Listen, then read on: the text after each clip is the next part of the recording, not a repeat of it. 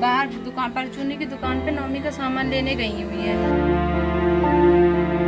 नशेड़ी कुछ लोग वहाँ पे बदतमीजी कर रहे हैं। बड़े बड़े लोगों की खो जाती है तो मिल जाती है, और हम गरीबों की खो जाए तो मिलेगी ही नहीं। मैं आपके सामने एक पीड़ित परिवार के साथ हूँ।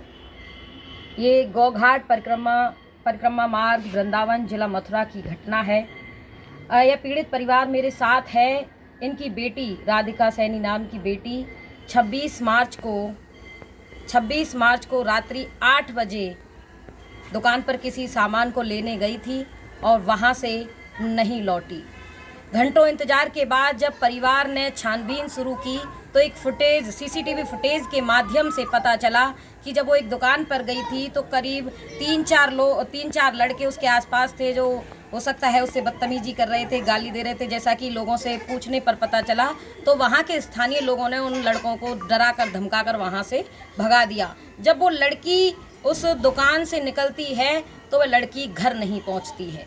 घंटों इंतजार के बाद परिवार परेशान हो गया, लड़की को ढूंढने लगा इधर उधर, लेकिन रात्रि में तमाम ढूंढने के बाद वो लड़की नहीं मिली। जब सुबह थाना कोतवाली वृंदावन में जाकर पीड़ित परिवार ने अपनी तहरीर देने की कोशिश की तो थाने में उनकी तहरीर नहीं ली गई, बल्कि उन्हें कईयों तरीके की A4 साइज़ पर तहरीर लिख करके लाइए, गुमशुदगी का पोस्टर बनवा करके ले करके आइए, इस तरीके की बात कहकर करे बार बार पीड़ित परिवार को और परेशान किया जाता रहा। और उस लड़की की भाभी हैं, यह उस लड़की की माताजी हैं और ये मौसी हैं।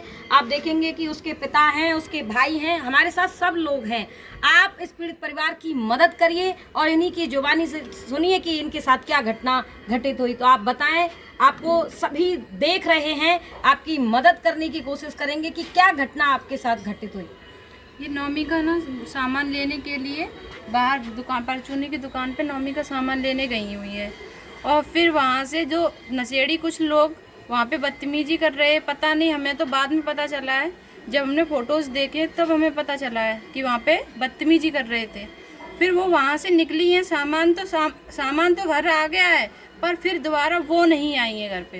दुकान वाले ने पीट कूट दी है, उन्हें पीट के भगा दिया है, लड़कों को तो पीट के भगा दिया, पर वो नहीं। दीदी, हमारी जो दीदी है राधिका दीदी, वो घर पे नहीं आई। फिर उसके 2-3 घंटे बाद हमें पता चला है कि वो अभी आई ही नहीं है। फिर हम लोगों ने देखा है, रात भर हम लोग इधर उधर पूरा वृंदावन हमने देख के इधर उधर राजपुर ले, कोई कह रहा है पानीम गांव, सुंदरक, हमने ऐसा कोई क्षेत्र नहीं छोड़ा जहां हमने देखा नहीं। जो पुलिस का काम है वो हम लोग कर रहे हैं, सब जगह ढूंढ लिया। और हम पुलिस में भी गए हैं, वो कहीं कुछ कहते हैं, कहीं कुछ कहते हैं, कहीं कहते हैं कि वकील से लिखवा के लाओ। हमने वकील से भी लिखवा के कहा, तो भी उन्होंने क्या किया, एप्लीकेशन रख लिया, कोई एक्शन नहीं लिया।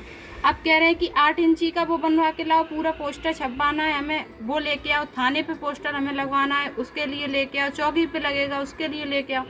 ऐसे तो हमें ये गुमराह कर रहे हैं और कुछ भी कोई एक्शन नहीं ले रहे हैं वो।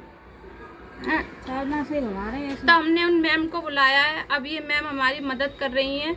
हम मैम का शुक्रिया अदा कर रहे हैं कि ये हमारी बहुत मदद कर रही हैं। शुक्रिया अदा की कोई बात नहीं है। आप जैसा कि आप सभी ने सुना, ये पीड़िता जो बेटी है, उसकी भाभी हैं, ये उसकी माताजी हैं, सभी परेशान हैं घर के अंदर, और पुलिस प्रशासन उदासीन रूप लिए हुए है। और जो पीड़ित परिवार के साथ उनसे बात करने की कोशिश कर रहा है तो उसके साथ बदतमीजी, बदसलूकी करने का काम कर रहे हैं।